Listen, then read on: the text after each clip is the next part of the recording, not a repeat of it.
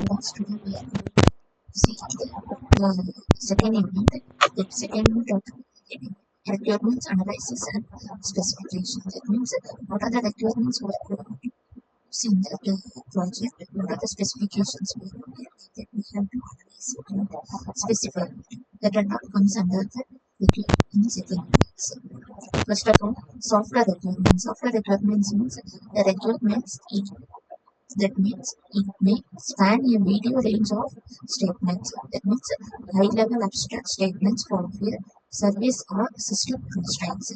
What are the abstract we have given for that abstract? What are the things? What are the requirements we needed?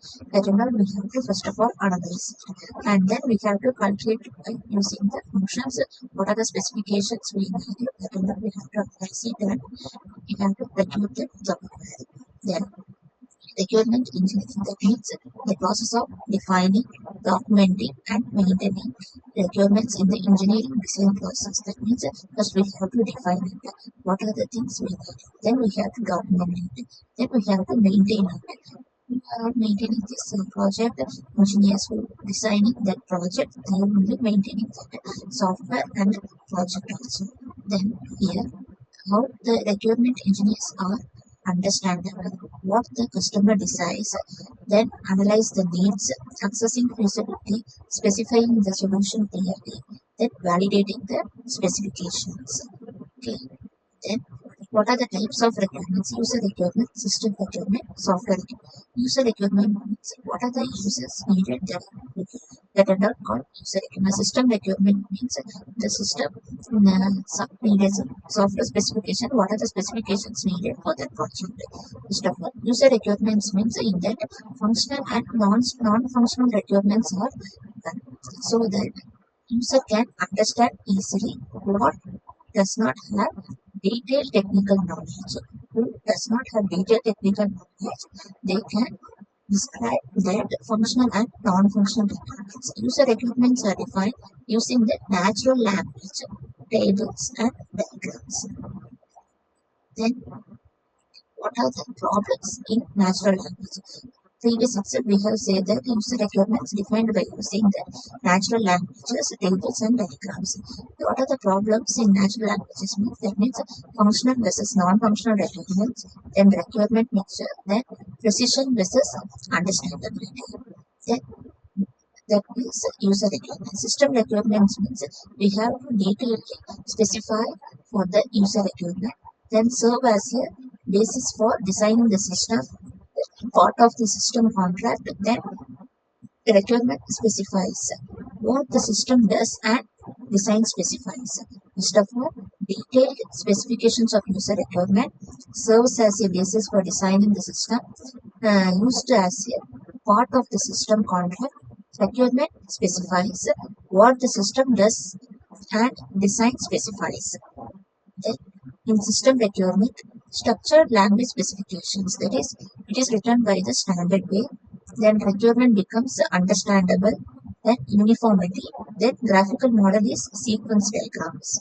Sequence diagrams, it will be sequence order, one by one, the data will be given. Then requirement system requirement, this is the diagram for the sequence diagram. For example, they had given us customer, ATM, account, then checking account. In that we have to, what are the process we are doing in that ATM, that is given in this diagram.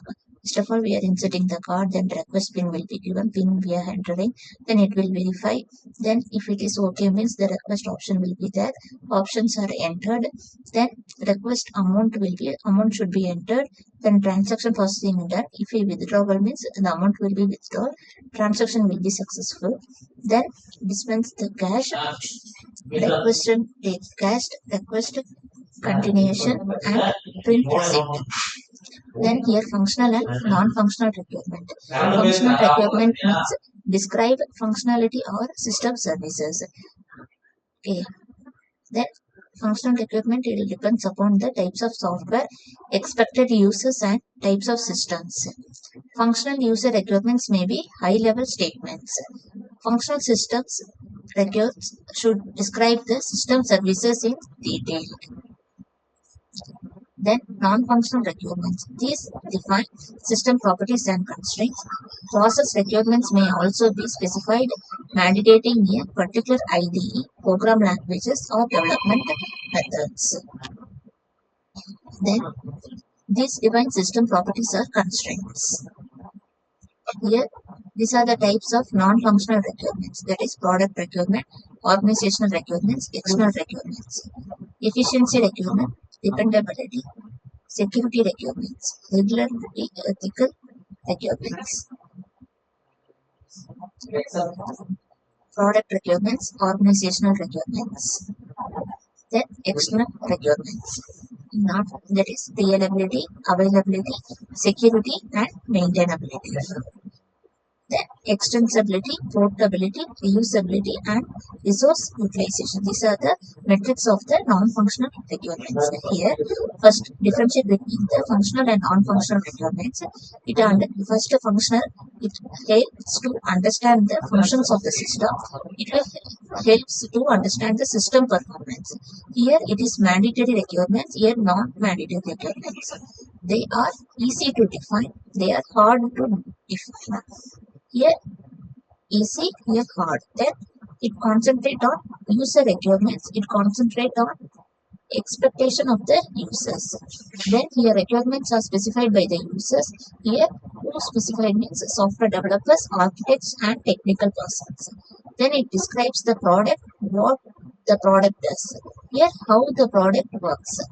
Then in functional testing will be done, such as API testing like that. Here non-functional testing is done, such as usability, performance, stress, security.